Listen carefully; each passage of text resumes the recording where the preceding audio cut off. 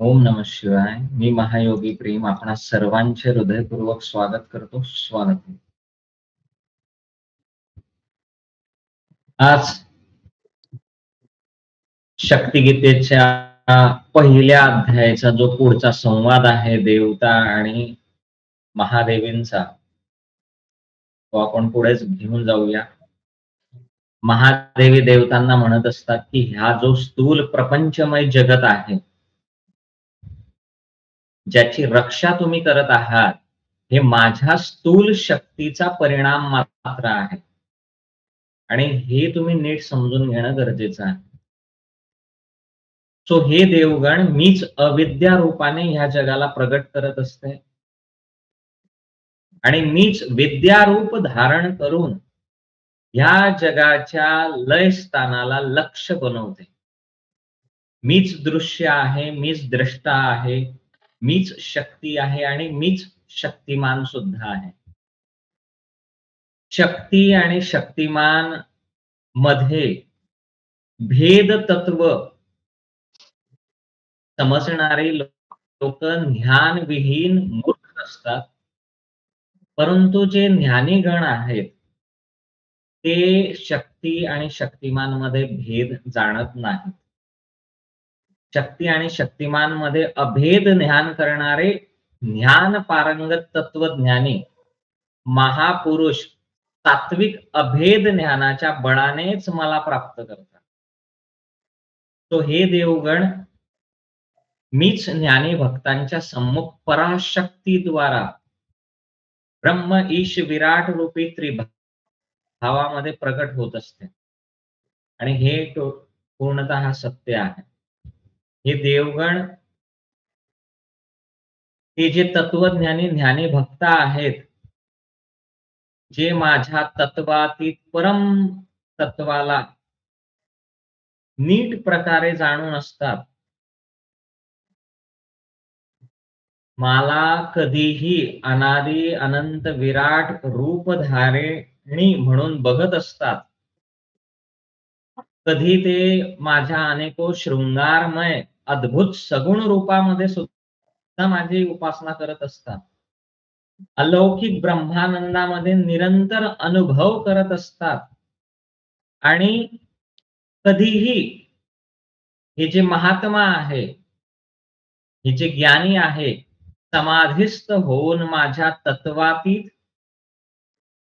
रूपाची आणि केवळ अद्वैत ज्ञान विषयक अचिंत्य परम तत्वाचा अनुभव करण्यामध्ये समर्थ असतात आणि या दशेमध्ये पोहोचून हे देवतागण माझे ज्ञानी भक्तगण माझ्याच परमानंद सागर रूपाच्या स्वरूपामध्ये स्वतःला प्राप्त करून घेऊन हे जीवन उन्नत करतात. इथपर्यंत शक्तिगीतेचा पहिला अध्याय वर्णन सांगण्यात आलेला आहे. इथं पहिला अध्याय समाप्त होतो. त्याच्यामध्ये सूत मुनी, महर्षी वेदव्यास यांचा संवाद आहे आणि प्रत्यक्ष भगवान विष्णू, देवतागण आणि महादेवी यांच्यातला संवाद आहे.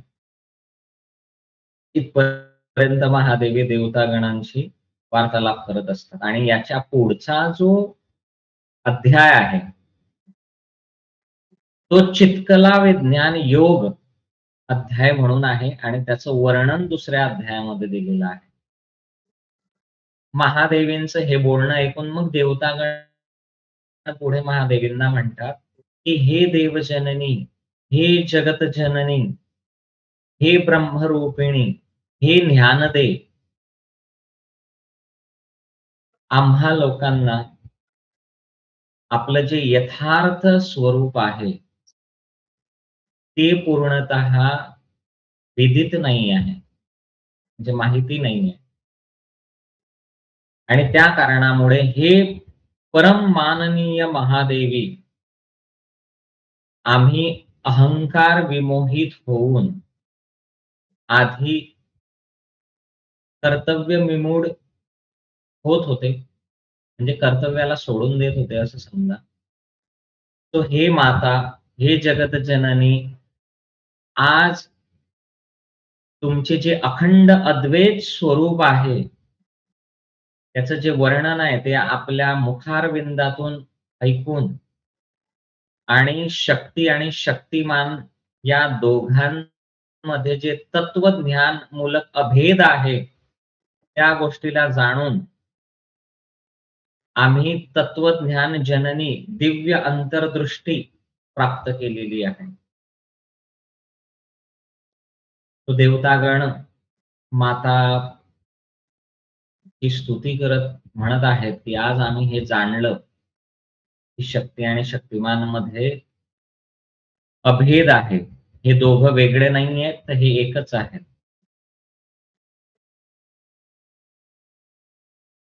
सो आता आमच्या आतमधला जो संदेह आहे, तो नष्ट झालेला आहे आणि निसंदेहपणे आज आम्ही आपल्या जे आमचं अस्तित्व आहे, ते यशस्वी झालं असं समजत आहोत. सो हे जगतमाता, हे देवी, हे महादेवी, आत्ता आपण कृपा करून आपली जितकी कला आहे, त्या कलांचं वर्णन करावं, ज्याच्यामुळे आम्ही सर्वत्र तुमच्या कलारूपाचा अनुभव करू शकू आणि तो अनुभव करून आम्ही सर्वदा, सर्वथा म्हणतात, हे देवतागण, मीच कलारूपाने ह्या संपूर्ण चराचर दृश्य प्रपंच समूहामध्ये व्यापक रूपाने प्रगट होत असते. पण माझ्यामध्ये दृश्य प्रपंच नाही आहे. माझ्यातच देवगण 16 कलांनी पूर्ण सद्भाव, 16 कलांनी पूर्ण चिद्भाव आणि 16 कलांनी पूर्ण आनंद भाव विद्यमान आहे. आणि याच्यामुळे मला षोडश कलांमध्ये युक्त सच्चिदानंद स्वरूप म्हटलं जातं. तर पूर्ण सच्चिदानंद स्वरूप मीच आहे. माझ्यातच पूर्ण सच्चिदानंद भाव विद्यमान आहे. त्यामुळे मी शेवटी अंततः पूर्ण, बहिर, पूर्ण आणि सगळ्या प्रकारांनी पूर्ण आहे. त्या आतूनही पूर्ण आहे, बाह्यातूनही पूर्ण आहे, सगळ्या प्रकारे मी पूर्ण आहे. माझ्या सद्भाव कलेने, म्हणजे माझी सद्भाव एक कला आहे, चिद्भाव एक कला आहे, आनंद भाव एक कला आहे आणि ह्या कलांनीच हे जे सारं दृश्य प्रपंच आहे, हे उत्पन्न झालेलं आहे. म्हणजे हे जे चराचर जगत आपण डोळ्यांनी बघतो, हे त्याच्यामुळे उत्पन्न झालेलं आहे.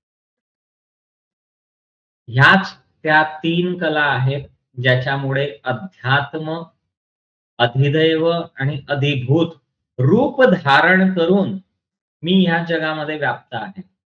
काल आपण बघितलं संवादामध्ये, अध्यात्म, अधिदैव आणि अधिभूत ह्या भावांनी देवी प्रगट होऊन वेगवेगळ्या जगताला प्रगट करत असतात.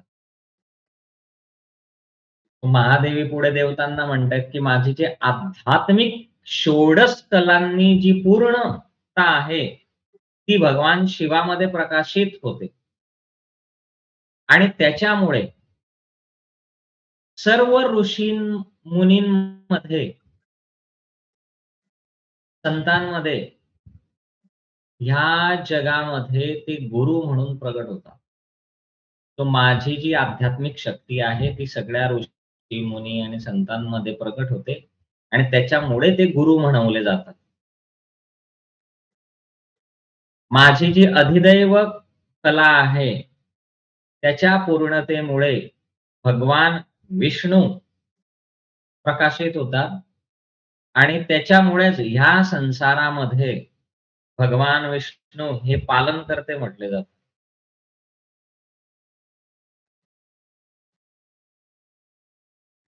तो या कारणाने माझे जे अवतार समूह विष्णूचे अंश प्राविर्भूत होतात. माझ्या अधिभूत कलाच्या पूर्णतेने ब्रह्मदेवामध्ये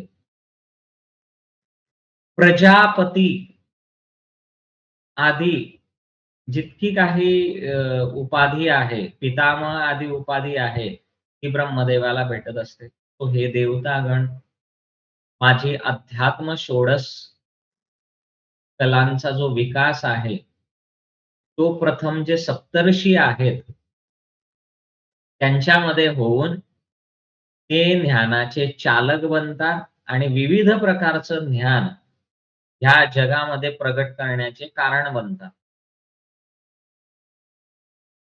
म्हणजे महादेवी इथं देवतांना सांगतायत, माझ्याच मुळे ब्रह्मदेव ह्या जगाचे प्रजापती आहात, पितामह आहात आणि या सृष्टीची रचना करू शकता. माझ्याचमुळे भगवान विष्णू पालनकर्ते आहेत आणि माझ्याचमुळे भगवान शिव या जगताचे आदिगुरु सुद्धा आहेत. तो ऋषींचे जेवढे काही अवतार आहेत, ते माझ्याच कलांमुळे विशेष कला धारण करून या चतुर्दश भुवनामध्ये ज्ञानाचा विस्तार करत असतात. हे देवगण माझी जी आधी दैव षोडश कला आहे, तिला प्राप्त करून अष्टवसु, एकादश रुद्र, द्वादश आदित्य, यम आणि इंद्र हे जे 33 देवता आहेत आणि अनेक नित्य नैमित्तिक देवता प्रगट होऊन आपल्या स्वतःच्या कर्मराज्याची सुव्यवस्था करत असतात. आणि या प्रकारे माझी अधिभूत षोडश कलाचं अवलंबन करून 10 प्रजापती आणि नाना पितृगण प्रगट होऊन ही जी विचित्रतेने भरली पूर्ण सृष्टी आहे, तिची सुव्यवस्था करतात. थोडक्यात मी नेहमी म्हणतो, की या जगाला मॅनेजमेंट जे कोणी शिकवलेली आहे, व्यवस्थापन शास्त्र, तर ते हिंदू धर्माने शिकवलेलं आहे. आणि ह्या शक्तिगीतामध्ये आपण जाणत आहोत, की देवी हे सांगत आहेत, की माझ्या कोणत्या शक्तीने कोण निर्माण झालेलं आहे आणि ते काय-काय बघताय. तर ही सृष्टीचं संचालन करण्यासाठी देवीने वेगवेगळ्या लोकांना हायर केलं किंवा तयार केलं असं म्हणू शकता तुम्ही आत्ताच्या भाषेमध्ये. तो प्रजापती, अष्टवसु, एकादश रुद्र, द्वादश आदित्य, यम, इंद्र जितके काही देवी-देवता आहेत त्यांना वेगवेगळी कार्य देण्यात आलेली आहे आणि ते आपापल्या कर्तव्य पार पाडून आपली त्या ठिकाणची सुव्यवस्था करत असतात. चांगल्या पद्धतीने ते आपले कर्तव्य निभवत असतात. तो देवतागणांना सुद्धा हे माहिती नसतं, की त्यांचं काय आहे आणि महादेवी मग आता देवतागणांना त्या सगळ्या गोष्टी सांगतायत. तो ह्या सृष्टीची हे जे चराचर जगत आहे, याचं संचालन करण्यासाठी एका टीमची आवश्यकता आहे. हे समजून मातेने या सगळ्यांना निर्माण केलं. सो या जगाला पूर्ण जे व्यवस्थापन शास्त्र आहे, मॅनेजमेंट स्किल आहे, हे महादेवीमुळे भेटलेलं आहे आणि त्याच्यामुळे लोकांना कळलेलं आहे, की कशा पद्धतीनं आपण कार्य करावं. सो आजच्या काळामध्ये आपल्याला कोणत्याही गोष्टीचं मॅनेजमेंट करायचं असेल, तर आपण मातेला प्रार्थना करू शकतो आणि आपलं जे कार्य आहे, तू व्यवस्थित करू शकतो. सो या गोष्टीमुळे मनुष्याला माझ्यापर्यंत पोहोचण्याचा मार्ग मोकळा होतो. तो हे देवतागण मीच कलारूपिणी होऊन ह्या जगतामध्ये व्याप्त होऊन एक अद्वितीय, शुद्ध, बुद्ध आणि नित्य आहे.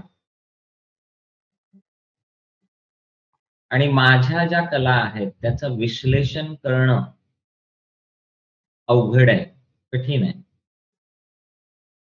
त्याच्या परे कोणी जाऊ शकत नाही. ते पूर्णतः कोणी जाणू शकत नाही. माझ्या ज्या कला आहेत, त्याचा एनालिसिस पूर्णपणे होऊ शकत नाही. माझ्यामध्ये शक्तीच्या ज्या षोडश कला आहेत, त्या सर्वदा विद्यमान असतात आणि या कारणामुळे मी सर्व शक्तींची आधार स्वरूप आहे. या जगामध्ये जितक्या काही शक्त्या आहेत, त्या सगळ्यांची आधार स्वरूपा मीच आहे. तो कलांनी जी पूर्ण आहे, ती शक्ती ह्या पूर्ण चराचर जगतमध्ये परिव्याप्त आहे. आणि त्या शक्तीच्या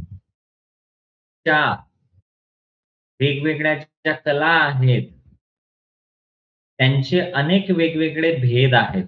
हे जाणून घेणं गरजेचं आहे. तो माझ्या शक्तीची एक कला उद्भिज आहे, एक कला स्वेदज आहे, एक कला अंडज आहे.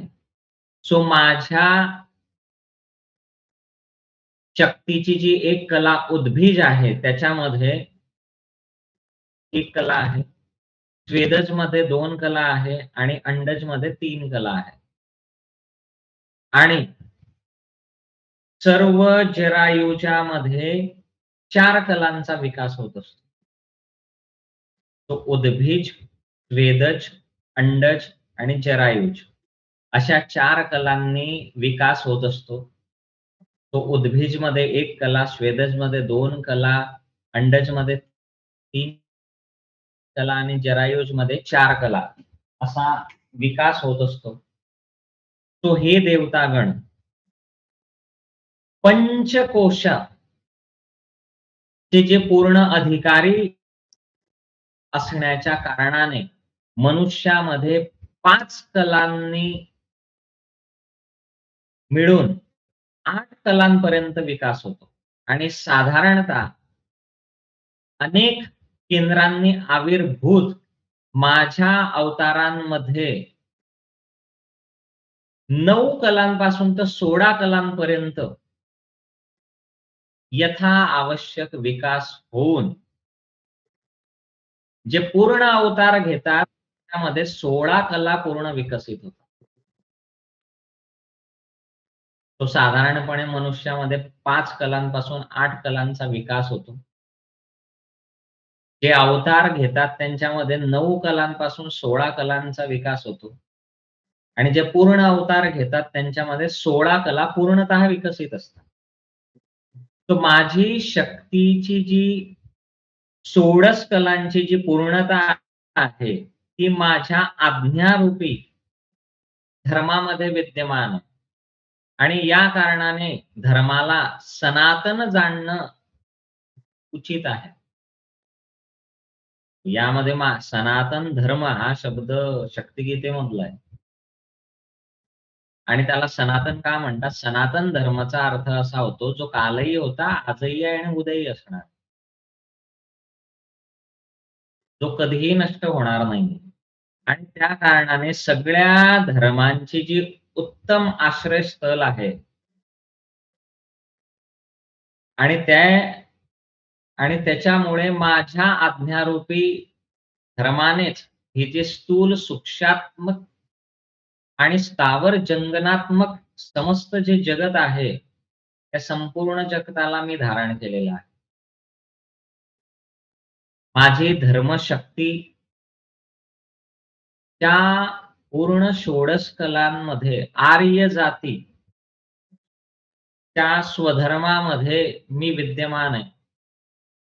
तुम्ही सिरियली वगैरे बघितलेल्या असतील ऐतिहासिक. महाभारत बघितलं असेल, रामायण बघितलं असेल किंवा जुने त्याच्यामध्ये स्त्रिया आपल्या पतींना आर्य म्हणायचे. हे आर्य. तो आर्य म्हणजे ॲक्चुअली एक स्वधर्मातली एक जाती आहे असं. जाती याचा अर्थ असा आहे, की जे श्रेष्ठतम आहे, ज्याच्यामध्ये पूर्ण षोडश कला वगैरे म्हटल्या जातात, म्हणजे ज्यांच्यामध्ये त्या कला आहे त्यांना आर्य म्हटलं जातं. सो आर्य लोक जी आहेत, ती जितकी लोक प्रजातीनंतर जन्माला आली किंवा जितक्या जाती निर्माण आल्या, या सगळ्यांचे आदी आहेत. आर्यांपासून या सृष्टीची निर्मिती म्हणजे सुरुवात झालेली आहे. त्यांनी लोकांना शिक्षण दिलं. तेच लोकांचे गुरु बनले, शिक्षक बनले. तो आर्य धर्म सगळ्या धर्मांचा जनक आहे, पालक आहे. तो हे देवतागण याच्यामध्ये कोणत्याही प्रकारचं संदेह घेण्याची गरज नाही. तो यद्यपि यज्ञ, तप, दान हे सुद्धा धर्माचे 3 अंग क्रमशः धर्मकलांमध्ये अभिवृद्धी करून पूर्णतेला प्राप्त होऊन मुक्तिपद प्राप्त करतात.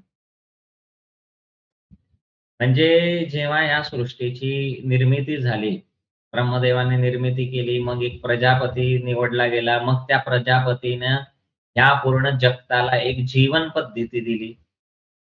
तो ज्यांनी ही जीवन पद्धती दिली ते आर्य. म्हणून त्या पूर्वीच्या काळांमध्ये आपल्या पतींना स्त्रिया आर्य म्हणायच्या. आर्य म्हणजे एकदम उच्चतम, ज्यांनी सुव्यवस्था निर्माण केली.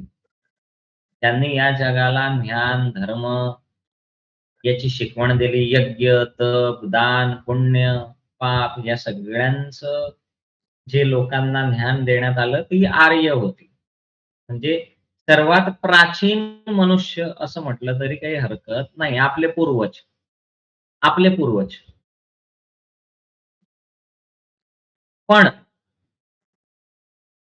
धर्म आपल्या कलेच्या सहायतेने अनेक अंग, उपांग आणि संप्रदायामध्ये विभक्त होऊन विभिन्न प्रकारच्या अधिकारांचा अभ्युदय करतात. तो हे देवतागण धर्माची जी धारिका शक्ती आहे, तिची जी कला आहे, पूर्ण कला आहे, ती 2 भागांमध्ये विभक्त होऊन प्रवृत्ती आणि निवृत्ती, मूलक पुरुष धर्म आणि नारी धर्म ना वेगवेगळं करून स्थापित करत असते. तो मीच विष्णुरूप बनून प्रवृत्ती धर्माचा उत्तम आदर्श स्थापित करून मनुष्याला वर्णाश्रम धर्माचं पालन करवून घेते आणि त्याच्यानंतर त्यांना कैवल्य पदाकडे अग्रेसर करून जाते. कैवल्यपद म्हणजे मुक्तीपद. प्रत्येक क्षणी आनंदाने जगणं म्हणजे कैवल्यपद आहे. आणि मीच पुन्हा शिवरूप बनून वर्णाश्रमाच्या धर्माच्या अनुसार क्षणे निवृत्ती धर्माची पथप्रदर्शक बनून कठीण मुक्ती पद जो आहे त्याला एकदम सरळ बनवून टाकते. शीघ्रतः व्यक्तीला ते प्राप्त होऊ शकते. आणि याच कारणामुळे माझी जी जगद्गुरु स्वरूपाची जी उपासना आहे आणि ध्यान आहे, याच्यामुळेच भगवान विष्णू आणि स्वरूप यांचं आराधना करण्याची आज्ञा वेदांनी दिलेली आहे. तो मी काल पण सांगितलं, वेदांमध्ये पंचदेव पूजा सांगितलेली आहे. श्री गणेशजी, भगवान शिव, माता पार्वती, त्याच्यानंतर भगवान विष्णू आणि भगवान सूर्यनारायण यांची पूजा वेदांमध्ये सांगण्यात आलेली आहे. सो वेगवेगळ्या शक्तीमुळे आणि वेगवेगळ्या कलांमुळे हे जे जगत सुरू आहे, त्याचं वर्णन एकदम सुंदर प्रकारे महादेवी देवतागणांना सांगत आहेत, की कोणकोणत्या कला आहेत, कोणकोणती शक्ती आहे, ज्याच्यामुळे हे सगळं घडत आहे. आपण पण जीवन जगतोय, पण आपल्याला कुठे माहिती आहे कोणत्या गोष्टी घडत आहे. कोणाला काय कार्य दिलेलं आहे, कोणाला काय कार्य दिलेलं आहे. सो हे देवतागण नारी धर्मासाठी माझे 3 आदर्श स्वरूप आहेत. आणि त्या आदर्श स्वरूपाने जगत कल्याण होत असतं आणि जगाच्या कल्याणासाठी ते 3 आदर्श लोकांनी स्वीकार करायला पाहिजे किंवा त्या 3 आदर्शांवरतीच जगाचं कल्याण अवलंबून आहे. भेदरहित रूपाने मी महामाया बनते. प्रेमप्रधानामध्ये मी गौरी बनते आणि शक्तिप्रधानामध्ये मी दुर्गा बनते. मी तुम्हाला नेहमी म्हटलेलं आहे, की प्रेम ही शक्ती महाकालीची. तो भेदरहित रूपाने मी महामाया आहे, प्रेमप्रधान रूपाने मी गौरी आहे आणि शक्तिप्रधान रूपाने मी दुर्गा आहे. तो जी सती नारी पवित्र भारतवर्ष आणि आर्य जातीमध्ये उत्पन्न होते, ती ह्या 3 स्वरूपाला धारण करते. नीट समजून घेणं गरजेचं आहे आता ही गोष्ट हां. म्हणजे एकच स्त्री महामाया पण बनू शकते, प्रेमप्रधाना पण बनू शकते आणि शक्तिप्रधाना पण बनू शकते एका स्त्रीमध्ये. तर ती स्त्री पवित्र असली पाहिजे. सती असली पाहिजे. सतीचा अर्थ काय आहे? सती प्रथा हे वगैरे हे तुम्ही विसरून जा. तेव्हा काही असं काही शब्द नव्हता. सती हा माता आदिशक्तीचाच जे प्रथम अवतार आहे, सती स्वरूपातला, त्यांनी जसं आपल्या पतीसाठी स्वतःचा त्याग केला, त्याच्यानंतर मग ती सती प्रथा वगैरे हे सुरू झालं. सती नाव तिथून झालं, की आपल्या पतीचा अपमान वगैरे सहन करू शकत नाही आणि म्हणून त्यांनी स्वतःचा त्याग केला. तो इथं त्याग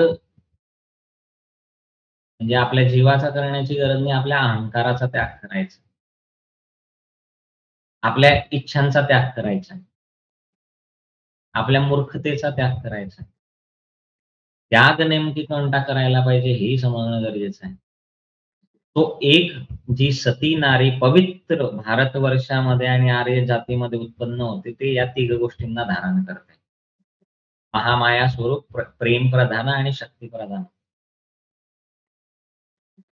सो एका स्त्रीचं कर्तव्य आहे कुटुंबाला एका सूत्रामध्ये बांधून ठेवणं, म्हणजे ती प्रेम स्वरूपा बनते. जसं अ, माता गौरी बनून कैलासावरती सगळं भूत, प्रेत, किन्नर त्या सगळ्यांना एका शिस्तीमध्ये सुव्यवस्थित ठेवते. तेवढे भगवान शिवांचे गण आहेत.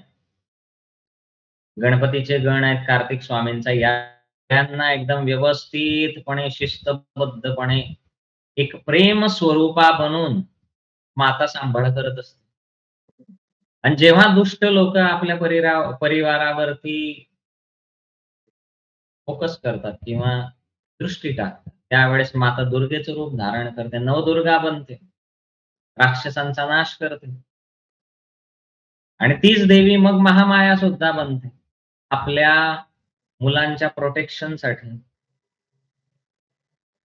तर हे थोडंसं आपल्या आताच्या काळात सुद्धा आपल्याला समजून घेणं गरजेचं आहे.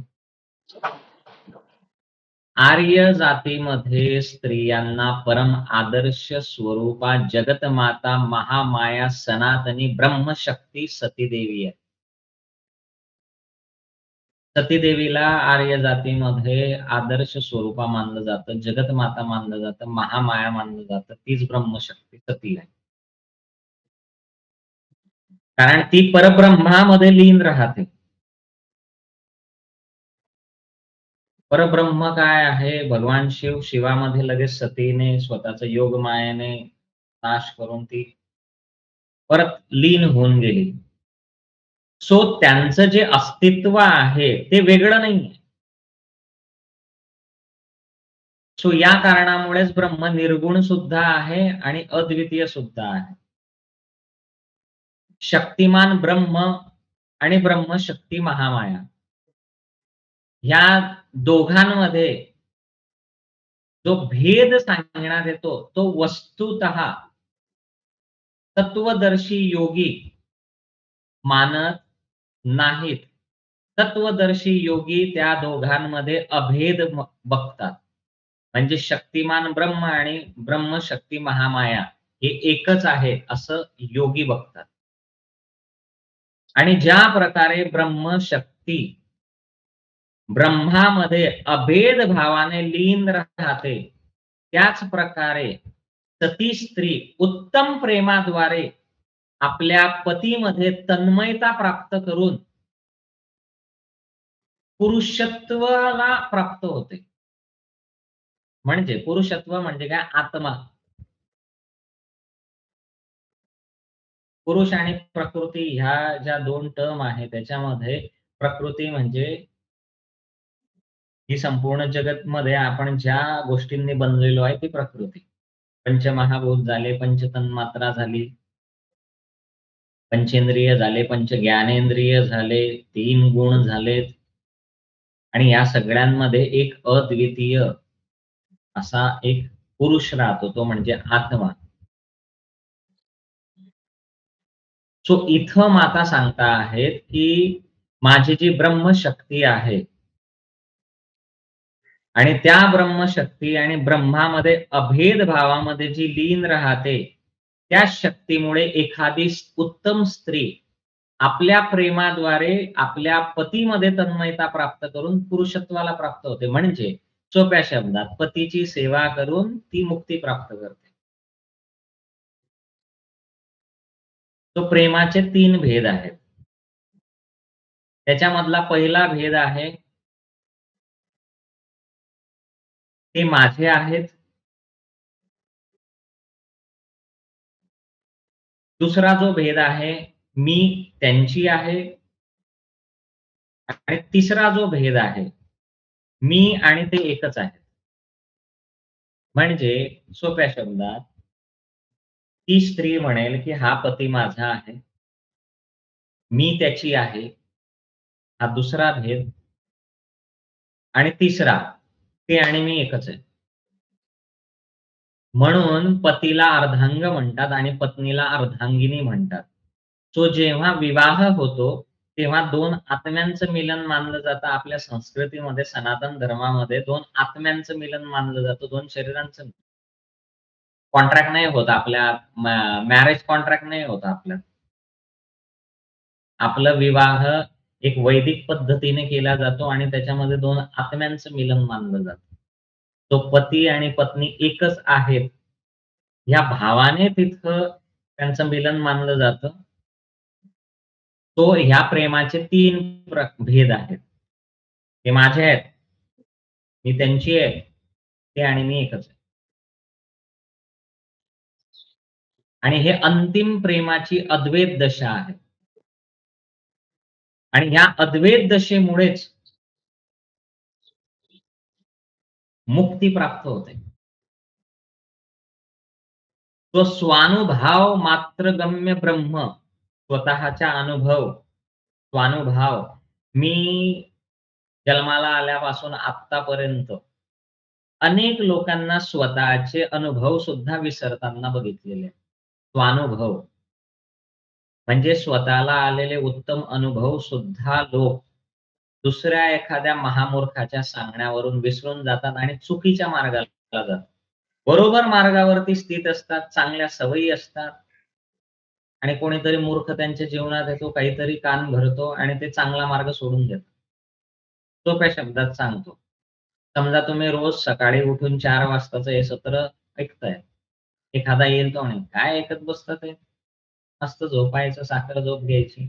आणि तुम्ही ते ऐकून झोपायला सुरुवात करता आणि दिवस मग आळसामध्ये घालवाल, कशात घालवाल. पण चांगली सवय होती, आपला स्वानुभाव होता. आपण सकाळी लवकर उठून तरोताजा फील करत होतो. आपल्याला ज्ञानाची प्राप्ती होत होती. त्याच्यामुळे जीवनातले बरेचसे प्रश्न आपले सुटत होते. आपण आनंदी राहायला लागलो. हा स्वानुभाव सुद्धा लोकं विसरून जातात. तर त्यांच्यातली ती ब्रह्मशक्तीच निघून जाते. आणि ते भेदाभेद करायला लागतात. हे असं, ते तसं, ते तसं. म्हणजे आतली जी पूर्णता आहे, आतला जो आनंद आहे, आतलं जे सुख आहे, त्याचा त्याग करून टाकतात. अद्वैत दशा जी त्यांना प्राप्त होते, ते द्वैतामध्ये घुसत जातात. भेदाभाव सुरू होतो. तो भेदाभाव सोडून अभिन्नता प्राप्त करणं गरजेचं आहे. तो माता महादेवीच्या कृपेमुळेच आपल्याला ती अभिन्नता सिद्ध होते आणि आपल्या मात्राने आपण त्या ब्रह्मामध्ये लीन होतो. आपल्यामध्ये ती अद्वैत दशा प्राप्त होते आणि आपल्याला कळतं परमात्मा आणि आपण एकच आहोत, कारण परमात्म्याचेच आपण अंश आहोत. सो पती-पत्नीमध्ये नेहमी अर्धांग आणि अर्धांगिनीचं नातं सांगण्यात आलेलं आहे आपल्या सनातन धर्मामध्ये. दोघं एक आहे असं सांगण्यात आलेलं आहे. पण आता किती लोकं मानतात हा विषय एक वेगळाच आहे. मी म्हणजे ह्या प्रेमाची सुरुवात तू माझा आहे पासून सुरू होते. मग त्याची पुढची पायरी जी आहे, मी तुझी आहे आणि त्याची तिसरी जी पायरी आहे, आपण दोघं एकच आहोत. पण आताच्या काळामध्ये ते पहिल्या पायरीवरतीच अटकून जातं. तू केवल मेरा है, किसी और का नहीं. मैं किसी और की हुई तो चलेगा लेकिन तू मेरा ही है. असं आपण बऱ्याच ठिकाणी बघतो. अर्थात पुरुष पण तसं करतात, की तू मेरी है लेकिन मैं अनेकों का रहूंगा. तो ह्या सगळ्या गोष्टींमध्ये बाहेर पडून आपल्या जे प्रेमाची उच्चता आहे, सर्वोच्चता आहे, ते प्राप्त करणं आपण गरजेचं आहे, की तू आणि मी एकच आहे. वेगळे नाही आहोत. ती उच्चता प्राप्त करणं फार महत्वाचं आहे आणि ती जी शक्ती आहे ती प्रेमप्रधान आहे. म्हणजे त्यामध्ये जर काही अडचणी येत असेल, तर आपण कोणाची आराधना करायला पाहिजे? माता गौरीची. आणि ते प्रेमप्रधाना बनून त्या सगळ्यांचा सांभाळ करतात. म्हणून ज्यांचे लग्न होत नाही त्यांना माता गौरीची आराधना करायला सांगतात. शिवाची आराधना करायला सांगतात. भगवान श्रीकृष्ण आणि रुक्मिणी यांचा विवाह सुद्धा माता गौरीच्या आशीर्वादाने झालेला आहे. देवी रुक्मिणी सुद्धा माता गौरीची आराधना करतात आणि श्रीकृष्ण सुद्धा माता गौरीची आराधना करतात आणि त्यांचा विवाह सुद्धा माता गौरीच्या मंदिरातच झालेला आहे. तो जिथं-जिथं ज्यांच्या विवाहामध्ये अडचणी येतात, त्यांच्याही विवाहामध्ये भरपूर अडचणी होत्या. तो त्यांना गौरी मातेची आराधना करायला सांगतात. आता कोणाची करायला सांगतात माहीत नाही. पण पूर्वी असं व्हायचं, की ज्या स्त्रीला विवाहामध्ये समस्या येते, तिने गौरी मातेची आराधना करायची किंवा त्या पुरुषाने गौरी मातेची आराधना करायची आणि गौरी माता मग प्रसन्न होणार. तो असो, तो विषय अजून वेगळा आहे. यात त्याचं काही डिटेलिंग नाहीये शक्तिगीतेमध्ये. मी सहज तो विषय इथं आला म्हणून तुम्हाला सांगितलं. सो प्रेमाचे हे जे 3 भेद आहे, हे कुठून सुरू होता? तू माझा आहे. तू फक्त माझाच आहे. तू कोणाचा असू शकत नाही. तू फक्त माझाच आहे. इथं सुरू होते. आणि नंतर मी तुझी आहे. मी कोणाचीच नाहीये. मी तुझी आहे. मी कोणाची असू पण नाही शकत. मी फक्त आणि फक्त तुझी आहे. आणि मग तिसरं जे रूप आहे, तू आणि मी एकच आहे. ही जी प्रेमाची अद्वैत दशा आहे ना, ही अंतिम दोष आहे. म्हणून भक्त आणि परमात्म्याचं पण जे प्रेम म्हणण्यात आलेलं आहे ना, ते अद्वितीय आहे. ज्याच्यामध्ये भक्त आणि भगवान एकत्र होतात. आत्म्याचं परमात्म्याशी मिलन होतं. तो दाम्पत्यामध्ये प्रेमाची जी सर्वोत्तम दशा मानली गेली आहे, ती आहे अद्वैत प्रेमाची. आणि द्वैत भावपूर्ण या संसारामध्ये हे प्रेम अति दुर्लभ असतं. कारण सगळीकडे द्वैत भाव आहे. तुझं वेगळं, माझं वेगळं. आजच्या काळामध्ये लग्न तर करतात मुलं-मुली, पण हे तुझं, हे माझं, हे तुझं, हे माझं असं करत आयुष्य काढत असतात. मग ते पती-पत्नी कधी झालेच नाही. होऊ पण नाही शकत. त्यांनी कॉन्ट्रॅक्ट केलेला आहे आणि एकमेकांच्या इच्छा पूर्ण करण्यासाठी ते एकमेकांसोबत राहत आहे बस. That's it. तर ह्या सगळ्यांच्या बाहेर पडून आपण त्या प्रेमाची उच्चतमता प्राप्त करणं गरजेचं आहे. नाहीतर मग हे ज्ञान प्राप्त करून काय उपयोग? सो दाम्पत्य जीवन ज्यांचं लग्न झालेलं आहे, त्यांच्यामध्ये हे तुझं माझ्यातून वरती येऊन हा द्वैत भाव नष्ट करून, ही जी प्रेमाची दुर्लभता आहे, सर्वोत्तम जी दशा आहे, ती प्राप्त करणं फार गरजेचं आहे. तो परम ज्ञानाची जी जननी आहे महामाया, ती सर्व प्रकारे सर्वोत्तम पती आणि पत्नी ही स्वतः आदर्श स्वरूप आहे.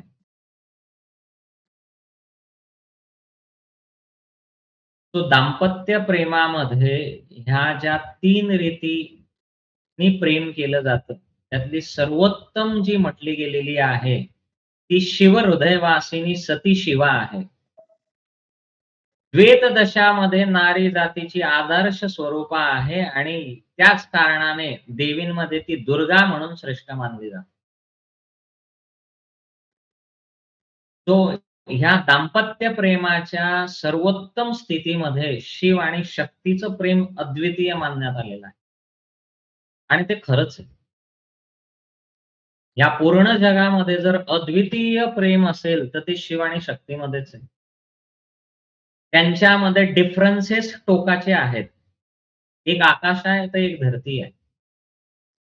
मॅचिंग काही नाही आहे. जसं भगवान शिवांना पूजा-पाठ याचा आडंबर चालत नाही. एकदम साधेपणा, अबोधपणाने शिव प्रसन्न होतात.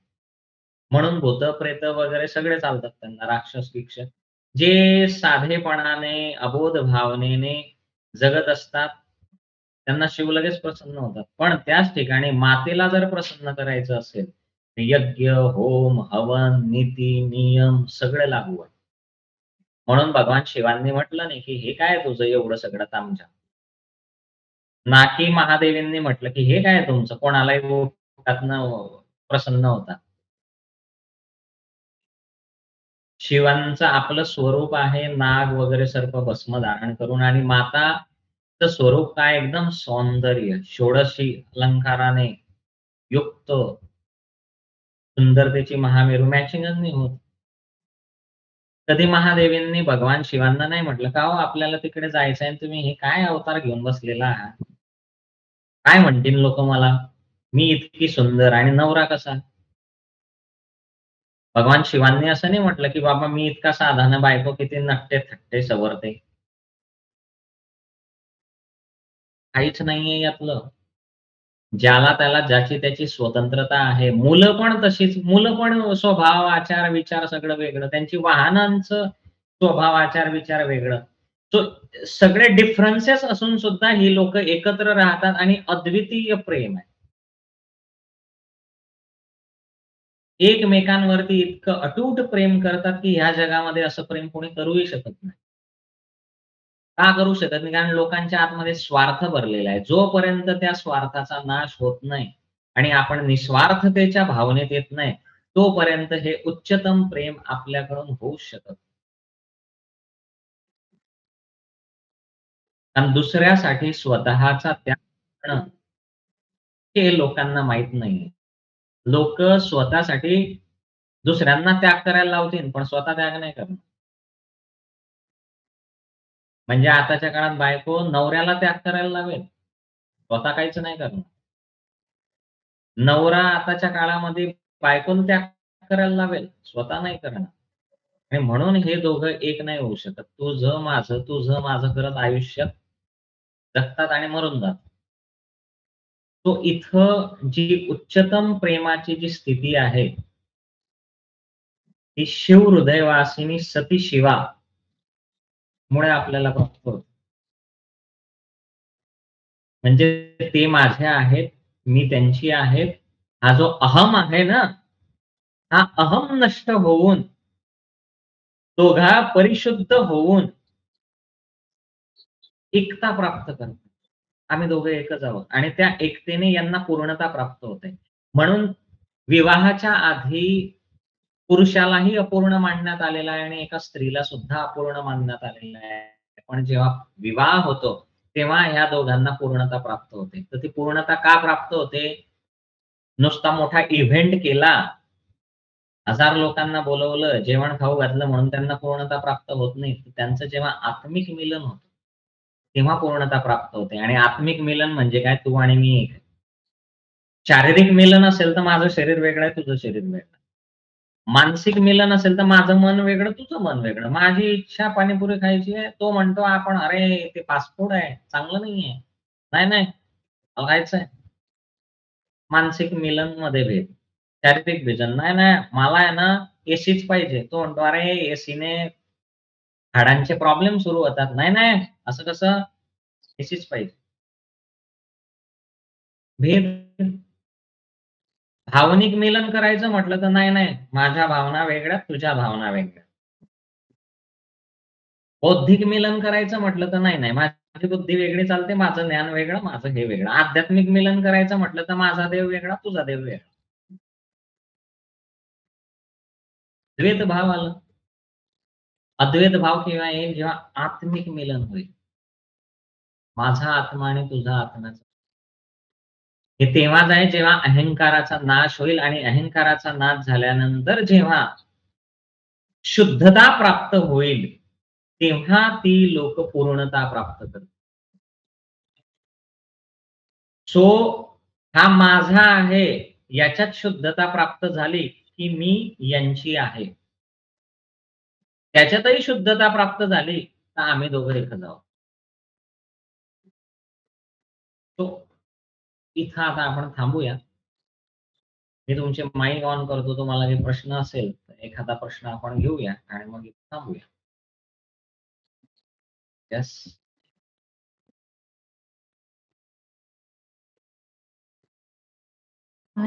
स्वानुभव आणि अभिन्नता याच्यावर थोडं सांगा ना. स्वानुभव म्हणजे स्वतः आलेला अनुभव. मी जसं उदाहरण सांगितलं, की बाबा तुम्ही सकाळी उठला आणि सकाळी उठण्याची आता तुम्हाला सवय लागली. समजा आता माझे क्लास तर सकाळी रोज 4 वाजता असतातच. तुम्हाला सवय लागली. छानपैकी तुम्ही कोणीतरी आलं आणि म्हटलं, "काय ते महायोगींच्या नांदी लागलाय." तो काही चांगला माणूस नाहीये. ॲरोगंट आहे. काही बडबड करत राहतो. काही सांगत राहतो. असं काही आहे का? एक्झाम्पल म्हणून सांगतो. आणि तुम्ही म्हणतात, "अच्छा असं आहे." त्याच्यापेक्षा साखर झोप घ्यायची, मस्त झोपायचं, आपलं-आपलं हे करायचं, एन्जॉय करायचं. ते सकाळी लवकर उठायचं आणि कुठे ते अभ्यास करत बसायचा आणि कुठे आपल्या जीवनात मजा-मस्ती. आणि मग तुम्ही म्हणतात, "अच्छा ठीक आहे." हां. हां यार खरंच. तुम्हाला लवकर उठून इतके चांगले-चांगले अनुभव आले. त्याचा त्याग केला कोण्या येड्याच्या सांगण्यावरून. ते स्वानुभाव होता. त्याचा त्याग केला तुम्ही. येस, आनंद साहेब. दैवी शक्तीचं रूप कोणतं? दैवी शक्तीचं रूप म्हणजे आपल्यातलं चांगलेपण. सोप्या भाषेत. चांगुलपणा, आपल्यातील चांगुलपणा. येस. म्हणजे दैवी शक्ती. सोप्या भाषेत काय आहे? तुमच्यातलं देवत्व काय आहे? हां, हां. की इतरांनी तुम्हाला त्रास देऊन सुद्धा तुम्ही त्यांच्या कल्याणाचा विचार करणं हे तुमच्यातलं दैवी शक्ती. हा माणसाचं जीवन व्यर्थ आहे का? हा व्यर्थच आहे. म्हणजे माया हे मायेचं अस्तित्व जीवनामध्ये आवश्यकच आहे. आवश्यक. फक्त तिच्या परे जाऊन आपण आपला भावसंसार पार करावा. Yes, yes, yes. माया असल्याशिवाय आपण एकत्र नाही राहू शकत. एकत्र राहू शकत नाही. नाहीतर आपण सगळे संन्यासी आहे. संन्याशी हो. बरोबर, बरोबर. आणि संन्यासी बनून सुद्धा आपल्याला एक दुसऱ्याशी काही घेणं-देणं नसतं. बरोबर, बरोबर. पण संन्यासी सुद्धा समूहामध्ये राहतात. मायेच्याच कारणाने राहतात. संन्यासांचा सुद्धा समूह आहे ना. मी तुम्हाला इंटरेस्टिंग गोष्ट सांगतो, की ते हे कुटुंब सोडतात आणि ते कुटुंब तयार करतात. बरोबर. येस. म्हणजे त्याला कुटुंबाची आवश्यकता आहेच आहे. आहेच. ह्या जगात प्रत्येकाला कुटुंबाची आवश्यकता आहे. आणि हीच माया आहे आणि त्या मायेच्याच बंधनामुळे आपण प्रेम करतोय एकमेकांवर. नाहीतर आपण प्रेमच करू शकलो नसतो. आता फक्त एकच विचारतो, स्थावरामध्ये सद्विलास भाव सांगितला आपण काल. जंगमामध्ये कोणता भाव आहे? कोणाला आठवतंय सांगा?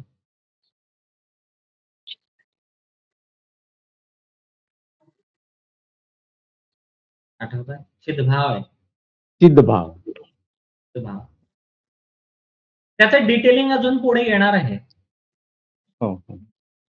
आता शक्ती गीतेमध्ये सुद्धा आहे ना, असं बरोबर आहे बघा, दाम्पत्य जीवनाची गोष्ट आली. आणि तिथून माता शिकवता आहे की हे जे पती पत्नीचं जे नातं आहे त्याच्यामध्ये तुम्ही पूर्णता प्राप्त करा, ते प्रेमाची सर्वोच्चता प्राप्त करा आणि मग ते माझ्या कोणत्या शक्तीमुळे होत आहे ते याचं एक्सप्लेनेशन आहे ते आधीपासून समजा. आता स्थावर म्हणजे काय, जंगम म्हणजे काय त्याचं एक्सप्लेनेशन पुढे येणार आहे.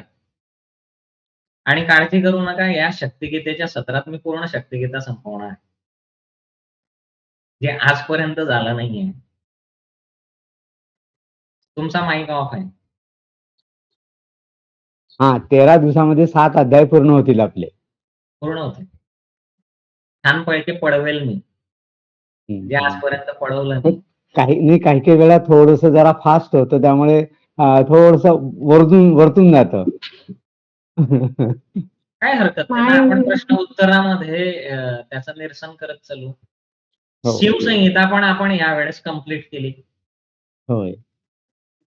तो आता थोडंसं मी ठरवलं, की हे सगळे ग्रंथ कंप्लीट करून टाकायचे आणि मग परत डिटेलिंग काही प्रश्न उत्तर असेल त्याच्यामध्ये जाऊया सविस्तर. महायोगी भेदाभाव पहिल्या अध्यायातच राहायचं सगळं. पहिल्या अध्यायातच 15 दिवस जायचे. हो. मागे 2 जे सत्र झाले तिथे आपण पहिल्या दुसऱ्यामध्येच अडकलो, पुढे काही गेलोच नाही. एक्सप्लेनेशन मी खूप दिलं त्यामध्ये. इथं एक्सप्लेनेशन नाही दिलं जास्त.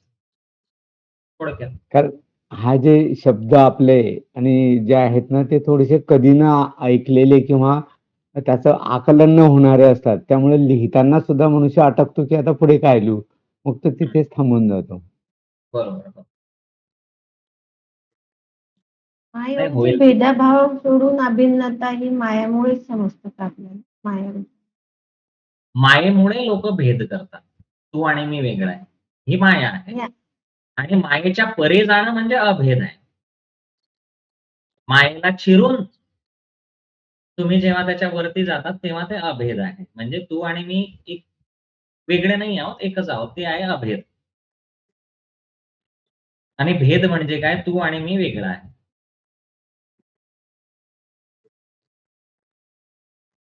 काहीच नाहीये. त्याच्यासाठी अहंकाराचा त्याग करायचा आहे. बाकी काही नाही. परिवारामध्ये तसंही अहंकार ठेवायचाच नसतो. ठेवतात आता लोक. त्याला काही पर्याय नाहीये. हे तुझं, हे माझं आणि तुम्ही सगळे हे अनुभव करतच असाल. तुमच्या स्वतःच्या लग्नामधून किंवा तुमच्या मुलांच्या लग्नांमधून. हे माझं, ते तुझं, माझं आहे, हे मी आणलाय. याला कोणी हात नाही लावायचा. बघितलं असेल तुम्ही, अनुभव केला असेल. तर हे कॉन्ट्रॅक्ट मॅरेजेस आहे. पण आपल्या संस्कृतीमध्ये कॉन्ट्रॅक्ट मॅरेजेस नाहीये. आपल्या संस्कृतीमध्ये आत्मिक विवाह आहे. आणि तो वैदिक पद्धतीनंच केला जातो. पण आता वैदिक पद्धतीने कोण लग्न करतं? आता फॅड आलाय वैदिक पद्धती, पण त्याच्यात वैदिक काहीच नसतं. सगळं आधुनिकच असतं. फक्त जेवणावळी असतात. जेवणासाठीच जात असतात खरं तर लोक लग्नामध्ये. गुरुलिंग साहेब. आशीर्वाद देण्यासाठी कोण जातं? लग्नामध्ये गेल्यानंतर लोक सगळ्यात आधी काय शोधतात? जेवणाचं ठिकाण आणि कोणकोणते पदार्थ आहेत. आणि मग त्या पदार्थ खाऊन मग ते ठरवतात, की जेवण चांगलं आहे की नाहीये. तो जो सण असतो, तो लग्नाचा आणि तो जेवणाचा सण असतो आताच्या काळात. आणि लोकं सुद्धा आहे ना दिखावा त्या जेवणाच्या पदार्थातूनच करत असतात. जो मेन सोहळा आहे मुलाच्या आणि मुलीच्या लग्नाचा, तो वेगळाच विषय आहे. तिथं आत्मिक मिलनाच्या दृष्टीने काहीच नसतं. म्हणजे विवाहाच्या दृष्टीनं आताच्या काळामध्ये जे विवाह होतात, त्याच्यामध्ये विवाह ही गोष्टच नसते. इव्हेंट मॅनेजमेंट असतं. विवाह नसतोच मुळात. काहीतरी लोकांना दाखवण्यासाठी काहीतरी करायचं असतं. मग फोटो काढले जातील, व्हिडिओ शूटिंग काढले जातील, की जे आयुष्यात कधीच बघितले जात नाही. कधीतरी चुकून-माकून जर ते व्हिडिओ सीडी पाहिली, तर ते आपल्याला असं वाटतं, की कुठे लग्न केलं, आताचा संसार तर ते काय नाहीच आहे. असं वाटायला लागतं लोकांना नंतर. त्याच्याने तेही बघत नाहीतर मग ते बघताना, "बघा तुम्ही माझी किती केअर केली होती. बघा तुम्ही माझा किती हे केला होता आणि आता तर काही नाही करत." हे सुरू होतं. तू, मी, तू, मी, तू, मी, तू, मी, तू, मी. त्यानं लग्न झालेलंच कुठे असतं? लोक तिथे आशीर्वादाला आलेच कुठे असतात, लोक तिथे जेवणाला आलेले असतात, इव्हेंट एन्जॉय करायला आलेले असतात, तिथं डेकोरेशन एन्जॉय करायला आलेले असतात, बँड बाजा वारात नाचायला आलेले असतात, लग्नासाठी थोडी आलेले असतात. तुमच्यापैकी किती लोक लग्नासाठी जातात? खरं सांगा. आम्ही जातो. म्हणजे असं तुम्ही लग्नाला जाताना आशीर्वाद देण्यासाठी मी चाललोय अशा भाव किती लोकांमध्ये असतो. काहीच नाही भाई, तोंड दाखवायचं आहे आणि घरी यायचंय. नाहीतर जेवणाला जायचंय, नट्टापट्टा करायचा आहे, जसं काही यांचंच लग्न आहे तिथं जाऊन नट्टापट्टा करून. याचा अर्थ मी असं म्हणत नाही नट्टापट्टा करू नका, पण आपलं लग्न आहे की दुसऱ्याचं लग्न आहे हे जाणून तिथं गेलं पाहिजे, नाही का? लोक आपल्याला बघणार आहे तिथं की ते नवरदेव नवरीला बघणार आहे हे समजून घेणं गरजेचं आहे. तर लोकांची अपेक्षा काय असते, ते नवरदेव नवरी राहो तिकडे, मला बघायला पाहिजे. तो इव्हेंट आहे हा, लोकांना काही ना काही दाखवायचं आहे.